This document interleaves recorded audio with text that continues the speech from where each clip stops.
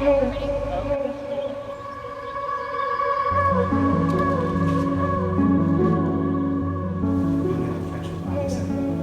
Secretary General of the Vietnam Society. 74 anniversary.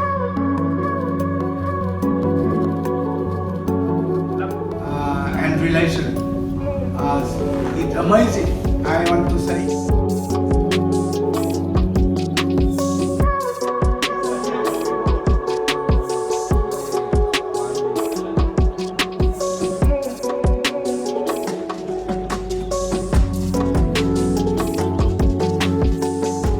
Phó mặc tính mạng của mình vào sự may rủi để bám theo các xe kiểm tra 3 cơ sở kinh doanh điểm nằm trên địa bàn thành phố Buôn Ma Thuột và đã phát hiện đó là một sản phẩm đầu tư với hình ảnh đẹp mắt, công phu.